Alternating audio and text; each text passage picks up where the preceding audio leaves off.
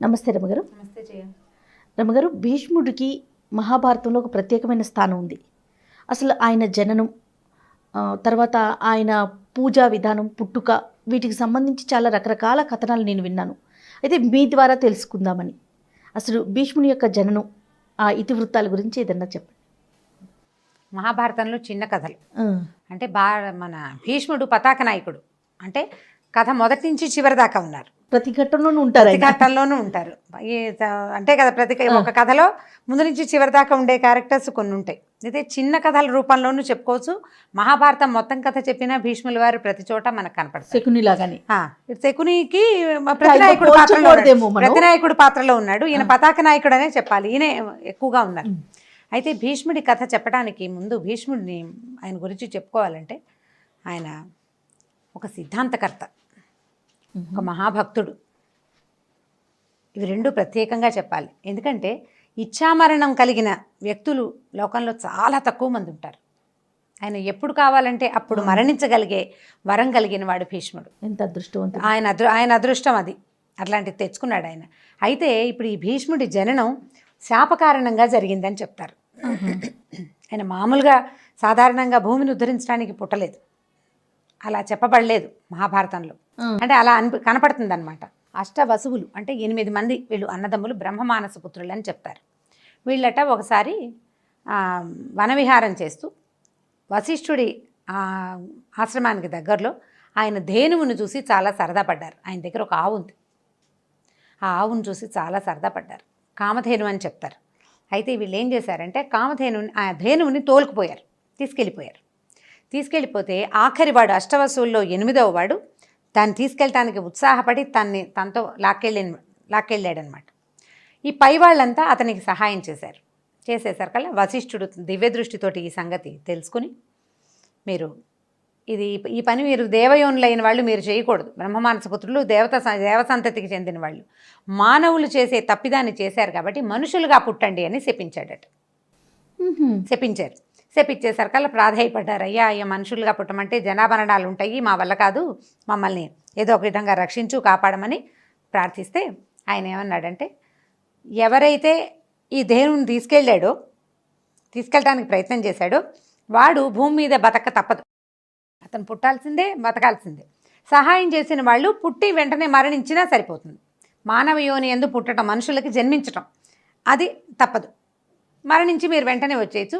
కానీ ఎవరైతే ఈ ప్రయత్నం చేశాడో అతను మాత్రం భూమి మీద ఉండిపోవాల్సిందేనని చెప్పేసరికల్లా ఈ వసువులు ఏం చేశారు, మనం పుట్టాలి ఎవరికో ఒకళ్ళకి, మనుషులకి అని ఆ మనుషుల్ని సెలెక్ట్ చేసుకునే అవకాశం కూడా వీళ్ళకి ఆయన వశిష్ఠుడు ఇచ్చారు. ఇచ్చేసరికల్లా వీళ్ళు ఏం చేశారు, గంగాదేవి దగ్గరికి వెళ్ళి, అమ్మ నువ్వు మానవ కాంత రూపంలో మనుషులు ఎవరినైనా వివాహం చేసుకుని మమ్మల్ని కనమని అడిగారు. నీ గర్భంలో జన్మిస్తాము, వాళ్ళ మనుషులకి ఎలా పుడతాము, నువ్వంటే సురగంగవి అని బాగా బతిమలాడారు. ఆమె కూడా వాళ్ళ కోసం ఒప్పుకుంది. వీళ్ళకి బాంధవ్యం ఉంది చూడండి. ఎలాంటి విష్ణువు తాలూకు పాదాల నుంచి, విష్ణు పాదోద్భవి గంగ, విష్ణువు పాదాల నుంచి పుట్టింది గంగాదేవి. విష్ణువుకు నాభి నుంచి పుట్టినవాడు బ్రహ్మదేవుడు. ఆయన యొక్క మానస పుత్రులు వసువులు. వీళ్ళు దగ్గర సంబంధికులు కదా. ఒప్పుకుంది ఆవిడ. ఒప్పుకుని ఏం చేసింది, ఒకరోజు మానవ రూపం ధరించి భూమి మీదకి వ్యాహ్యాళికి వస్తే ప్రతీపుడు అనే ఒక రాజుగారు, చంద్రవంశానికి చెందినవాడు అక్కడ కనపడ్డాడు. ఈవిడేం చేసింది, వెళ్ళి ఆయన ఒళ్ళో కూర్చుందట. ఆయన అక్కడ సంధ్యావందనం చేసుకుంటూ ఉంటే ఆయన తెల్లపోయాడు. ఏమిటమ్మా అంటే, నేను ఎవరినైనా మానవుడిని వివాహం చేసుకోవాలని చెప్తే ఆయన ఏమన్నాడంటే, అమ్మ మా వంశంలో తండ్రి తొడ మీద కూతురు కానీ కోడలు కానీ కూర్చోవచ్చు, నువ్వు ఇప్పుడు వచ్చి నా తొడ మీద కూర్చున్నావు, ఇది కోడలవ్వాలి లేదా కూతురు అవ్వాలి, తప్ప నేను నిన్ను వరించడానికి వీల్లేదమ్మా. ఒక పని చెయ్యి, నాకు భవిష్యత్తులో కుమారుడు కనుక జన్మిస్తే నువ్వు అతన్ని వరించవచ్చు అని చెప్పాడట. కోడలిగా ఒప్పుకున్నాడు ఆయన. తర్వాత కాలంలో ఈవిడ ఇప్పుడు తండ్రి ఒళ్ళో కూర్చున్న ఆవిడ కొడుకుని పెళ్లి చేసుకోవటం ఏమిటని మనకు అనిపిస్తుంది విచిత్రంగా. ఈవిడేమో దైవాంశ కదా, అప్పుడు ఒక మానవ రూపం ధరించి వచ్చింది, తర్వాత మళ్ళీ మానవ రూపం ధరిస్తుంది. ఆవిడ వాళ్ళకి జరామరణాలు ఉండవు, వృద్ధాప్యం ఉండదు, ఎప్పుడు నిత్యయవనులుగా ఉంటారు దేవతలు. చాలా కాలం తర్వాత ఈయనకు ఒక కుమారుడు జన్మించాడు. ఆయన శంతనుడు, ఆయన పేరు శంతనుడు అనే రాజు. భూమి మొత్తానికి ఆయనే రాజు. సరే ఈవిడేం చేసిందంటే ఈ శంతనుడిని వివాహం చేసుకునే ఉద్దేశంలో ఉంది. ఒకసారి శంతనుడు గంగానది తీరానికి సాయంకాలం వ్యాహ్యాళికి వచ్చాడు. ఈవిడ మానవ రూపం ధరించి ఆయన కనపడేసరికల్లా ఆయన ఆవిడని చూడగానే ప్రేమించాడు. తనని వివాహం చేసుకోమని అడిగాడు. అప్పట్లో ఈ ప్రపోజ్ చేయటము ఇవన్నీ చాలా సహజమైన సంగతులుగా మనకి భారత కథలో ఎంతమంది కనిపిస్తారో, కనపడంగానే నన్ను పెళ్లి చేసుకో అని దానికి ఏ విచక్షణ లేకుండా ఆ అమ్మాయిని పెళ్లి చేసుకు తెచ్చుకోవడం కనపడుతుంది. నాకు చిన్నప్పుడు ఈ కథలు చదివినప్పుడు ఆశ్చర్యంగా ఉండేది, ఇదేమిటి ఇలా అడుగుతారా అని. ప్రపోజ్ చేయడం అనేది ఒక పెద్ద విషయం కదా, కానీ అలా సింపుల్గా ప్రపోజ్ చేసేవాళ్ళు. ఆవిడ కూడా ఒప్పుకుంది. ఏమని చెప్పిందంటే, నేనేం చేసినా నన్ను నువ్వు ఏమీ అడగకూడదు, ఇది ఎక్కడ న్యాయం అండి? అంతే. నువ్వు అడిగేదాకా, నువ్వు ఏదైనా అడిగావో నేను వెళ్ళిపోతా, నువ్వు అడగకపోతే నీతో ఎన్నాళ్ళైనా ఉంటాను. సరేనా? ఒప్పుకున్నాడు. ఆవిడ నచ్చింది ఆయనకి. ఊరుకోవటమే, ఆమె ఏం చేసినా ఊరుకుందాం అనుకున్నాడు. సరే, తెచ్చుకున్నారు, వివాహం చేసుకున్నారు. సరే, కలిసి కాపురం చేస్తుండేవారు. ఆవిడ గర్భవతి అయింది. ఒకనాట సాయంకాలం చీకటి పడ్డాకో తెల్లవారుజామునే కన్నది. డెలివరీ అయిపోయింది. మగ పిల్లాడు పుట్టాడు. అందరూ చెప్పుకున్నారా, ఆహాహా అమ్మాయికి గంగాదేవికి మగ పిల్లాడు పుట్టాడు అన్నారు. ఈవిడ ఏం చేసింది, సరే డెలివరీ అయింది. రాజుగారు పిల్లాడిని చూడడానికి వస్తున్నాడు. ఈవిడ మంచం మీద లేచి పిల్లాడిని చంకలో పెట్టుకుని చేత్తో పట్టుకుంది. చకచక బయటికి నడవటం మొదలెట్టింది. ఆవిడ ఎక్కడికి వెళ్తుందో దాసదాసి జనానికి అర్థం అవ్వలేదు. రాజుగారు కూడా ఆశ్చర్యపోయాడు. బాలింతరాలు, అప్పుడే కన్నది, పిల్లాడిని ఎత్తుకుని వెళ్తోంది బయటికి. ఆవిడ వెనకాలే రాజు కూడా వెళ్ళాడు. ఆవిడ అలా గంగా తీరానికి వెళ్ళి ఎత్తి విసిరేసింది గంగలోకి పిల్లాడి.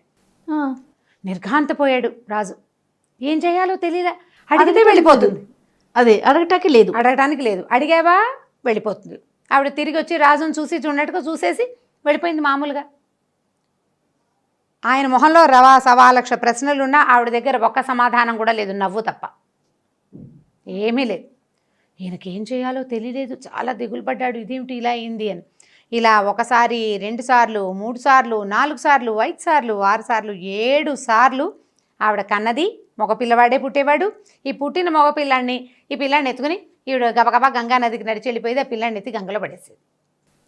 వీళ్ళు 2-3 కాన్పులు అవ్వగానే ప్రజలందరికీ, దాసదాసి జనానికి తెలిసిపోయింది, ఈవిడికి ఏదో తిక్క తిరుగుతుంది. ఇలా పిల్లాడు పుట్టంగానే ఏముంది, మగ పిల్లాడు పుట్టితే గొప్ప ఏమీ లేదు. ఏ పిల్లాడు పుట్టినా ఒకటే. పిల్లాడు పుట్టంగానే ఈవిడ మంచం తీసుకుని పిల్లాడిని ఎత్తుకుంటుంది, తీసుకుపోతుంది, నీళ్ళలో పడేస్తుంది. రాజుకి ఇక్కురుమండు. మామూలుగా రాజాస్థానాల్లో మగపిల్లాడు పుట్టాడంటే తర్వాత రాజు పుట్టినట్టే కదా. చక్రవర్తి కుమారుడు, రేపొద్దున వీడే మన భవిష్యత్తు రాజని ఆశ పెడుతుంది ప్రజ.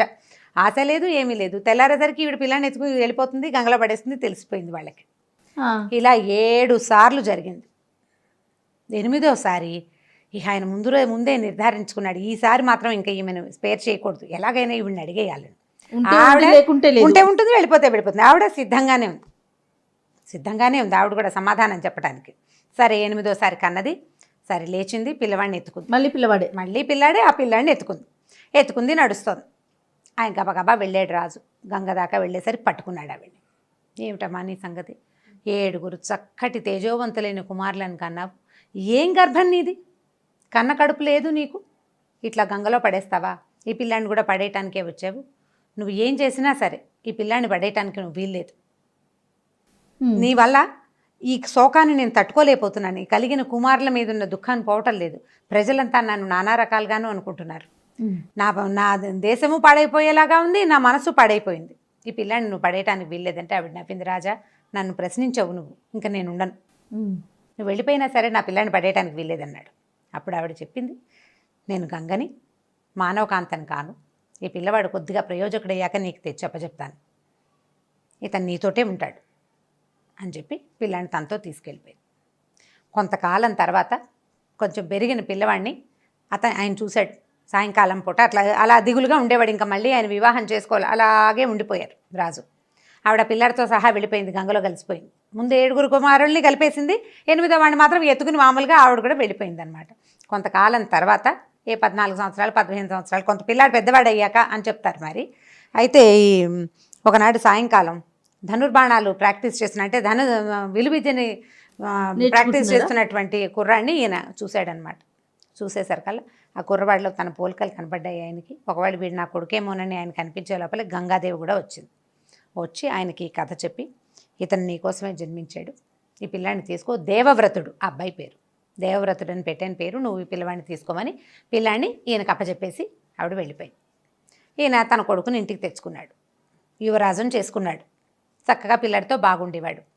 అయితే ఏమైంది, యువరాజు అయిన తర్వాత కొడుకు వివాహం కూడా చేసుకోవాలి, మరి తర్వాత రాజు అవ్వాలి కదా అతను. ఇంతలో ఏమైందంటే ఆ కాలంలో ఈయన సత్యవతి అని ఒక అమ్మాయిని ప్రేమించాడు శంతన మహారాజు. ఈ అమ్మాయి ఏంటంటే దాశరాజు అనే ఒక జాలరి వంశానికి చెందిన ఒక ఆయన కూతుర్ని, అమ్మాయి పేరు సత్యవతి, ఆవిడని మత్స్యగంధి అంటారు. ఆవిడ దగ్గరలోకి వస్తే చేపల వాసన వస్తుంది అనమాట. మత్స్యవాసన అంటే మరి చేపల వాసన దుర్గంధం కదా అనుకునే వాళ్ళం చిన్నప్పుడు. ఏమవుతుందో యోజన గంధి అంటే ఆమె ఎక్కడుంటే అక్కడి నుంచి ఒక యోజనం దాకా, ఒక మైలున్నర దాకా ఆమె సువాసన వ్యాపిస్తుంది అనమాట. అట్లాంటి వరం ఉన్న ఒక అమ్మాయిని ఈయన ప్రేమించాడు. ప్రేమించి తండ్రిని అడిగాడు ఈమెను వివాహం చేసుకో. అమ్మాయిని అడిగితే ఆవిడే మా నాన్నని అడగమంది. తండ్రిని అడిగాడు, మీ అమ్మాయిని నాకు ఇచ్చి వివాహం చేయమంటే తప్పకుండా చేస్తాను మహారాజా, మా పిల్లని పెళ్లి చేసుకుంటే దానికి పుట్టే కొడుక్కి నువ్వు రాజ్యం ఇవ్వాలి. ఈ అమ్మాయి జాతకం చిన్నప్పుడే చూపించాం, ఈమెకి చక్రవర్తి అయ్యే సంతానం కలిగే అవకాశం ఉంది. అంటే ఈవిడ పరంపరకి మహారాజా అయ్యే యోగం ఉంది. కాబట్టి మా అమ్మాయికి పుట్టిన సంతానానికే నువ్వు రాచరికం ఇస్తానంటే తప్పకుండా పెళ్లి చేసుకో, నాకు అభ్యంతరం లేదన్నాడు. ఈయన తెల్లబోయాడు. ఆల్రెడీ 18-16 సంవత్సరాల కొడుకున్నాడు ఈయనకి. పుట్టిన కొడుకుంటే ఇప్పుడు రెండో భార్యకి తర్వాత పుట్టబోయే సంతానానికి రాచరికాన్ని ఇస్తానని ఆయన ఎలా ప్రామిస్ చేస్తాడు? దాంతో ఆయన ప్రామిస్ చేయలేక ఈ మాట ఇవ్వలేక ఆయన ఇంటికి వచ్చేసాడట. వచ్చాడు కానీ ఆయనకి ఆ అమ్మాయి మీద మనసుంది, అలా దిగులు పడుతూ ఉండేవాడు. ఈయన ఇంత దిగాలుగా ఉండటం గమనించిన ఈయన కుమారుడు మంత్రుల ద్వారా జరిగింది కనుక్కొని ఆ దాసరాజు దగ్గరికి వెళ్ళి మీ అమ్మాయిని మా నాన్నకిచ్చి పెళ్లి చేయమని అడిగాడు. అడిగితే ఆయన తన ముందేం షరతు ఉందో ఆ షరతే చెప్పాడు. చెప్తే ఈయన ఏమన్నాడు, దేవవ్రతుడు, నాకేం అభ్యంతరం లేదు, నాకు అసలు రాజ్యం నాకు అక్కర్లేదు రాజ్యం, నా దారిని నేను ఉంటాను. మా నాన్న ఇప్పుడు మీ అమ్మాయికి పుట్టిన సంతానానికే రేపొద్దున రాజు అయ్యే అవకాశం ఉంటుంది, నాకు రాచరికం అక్కర్లేదు, నేను స్వచ్ఛందంగా వదిలిపెట్టేస్తున్నానని చెప్పాడు. చెప్తే దాసరాజు ఏమన్నాడు, బాగానే ఉందయ్యా, నువ్వు వదిలిపెట్టేస్తావు, ఒకవేళ రేపొద్దున నీకు వివాహం అయ్యాక నీ సంతానానికి కనుక రాజ్యం కావాలని అనిపించింది అనుకో, అప్పుడేం చేయాలి? వాళ్ళు వీళ్ళు కొట్టుకోరు, ప్రజలంతా నిన్నే సమర్థిస్తారు. ఎందుకంటే నీ పిల్లలకే ప్రథమ అర్హత ఉంది కాబట్టి. ఇప్పుడు అర్హత లేదు రెండో భార్య సంతానానికి, ప్రధానమైన అర్హత ఉంది పెద్ద భార్య కొడుకే ఉంటుంది. ప్రజలంతా నిన్నే సపోర్ట్ చేస్తారు కదా అనేసరికల్లా ఈయన ఏం చేశాడంటే పంచభూతాల సాక్షిగా జీవితంలో వివాహం చేసుకోనని ప్రతిజ్ఞ చేశాడు. తండ్రి కోసం భీషణమైన ప్రతిజ్ఞ చేశాడు కాబట్టి ఆయన భీష్ముడు అన్నారు. ఇక వివాహం నేను చేసుకోను, జీవితానికి వివాహం లేదు అని ప్రతిజ్ఞ చేసేసరికల్లా ఈ దేవదుందుబులు మోగాయి అని చెప్తారు. అక్కడి నుంచి దాసరాజు ఆ కుమార్తెనిచ్చి పెళ్లి చేసేసాడు శంతనుడికి. ఈ భీష్ముడు అనే పేరు వచ్చింది దేవవ్రతుడికి. అప్పటి నుంచి ఆయన ఆ వంశాన్ని, తండ్రి వంశాన్ని కాపాడుతూనే ఉన్నాడు చివరి వరకు. ఇప్పుడు అక్కడ ఉన్న వాళ్ళలో ఎవ్వరూ అతనికి రక్త సంబంధికులు కాదు, ఎవ్వరూ కాదు. భారత కథే మనకు విచిత్రంగా ఉంటుంది. ఇంతకుముందు ఒకసారి చెప్పుకున్నాం కదా, ఈ భీషణమైన ప్రతిజ్ఞ చేసిన భీష్ముడు చివరి వరకు ఉండి యుద్ధంలో పడిపోయి కూడా ఇచ్ఛామరణం ఎప్పుడు కావాలంటే అప్పుడు మరణించే అవకాశం ఉండటంతో ఆ ఏకాదశి వచ్చేదాకా, అంటే ఉత్తరాయణ పుణ్యకాలం వచ్చేదాకా ప్రాణాలని నిలబెట్టుకుని ఉంచుకుని ఉత్తరాయణ పుణ్యకాలం వచ్చాకే తన ప్రాణాన్ని విడిచిపెట్టారు. ఈ భీష్ముడు ఆయన పేరే భీష్ముడు అనుకుంటాం, పేరు భీష్ముడు కాదు.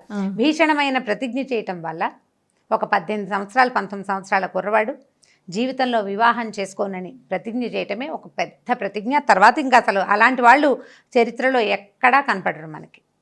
వివాహితులు ప్రతిజ్ఞలు చేసిన వాళ్ళు కనిపిస్తారు, ఇలాంటిది కనిపించదు. అందుకని భీష్ముడు చాలా ప్రత్యేకమైన భీష్మ ప్రతిజ్ఞ చేయటం అంటాం కదా. భీష్మ ప్రతిజ్ఞ అంటే ఇదే, వివాహం చేసుకోను అన్నాడు, స్వచ్ఛందంగా రాజ్యాన్ని వదిలిపెట్టేశాడు. తర్వాత తమ్ముళ్ళని కాపాడాడు, తమ్ముళ్ళ పిల్లల్ని కాపాడాడు, వాళ్ళ పిల్లల్ని కాపాడారు.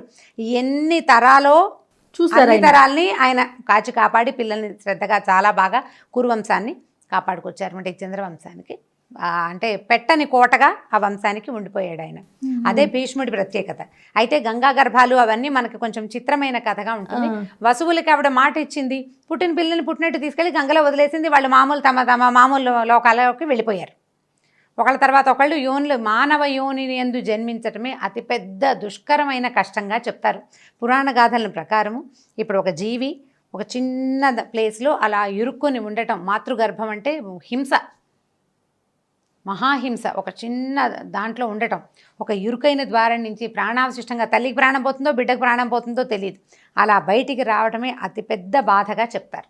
ఆ పెద్ద బాధని భరించి మళ్ళీ అంటే శాపాన్ని పోగొట్టుకుని వెళ్ళిపోయారు వాళ్ళు. కానీ పొరపాటు చేసినటువంటి ఆఖరి వాడైన వసువు ఇలా ఉండిపోయాడనమాట భూమి మీద. సందర్భంగా తల్లి గొప్పతనం మాట్లాడుకోవాలి, అదే కదా గుర్తించాలి.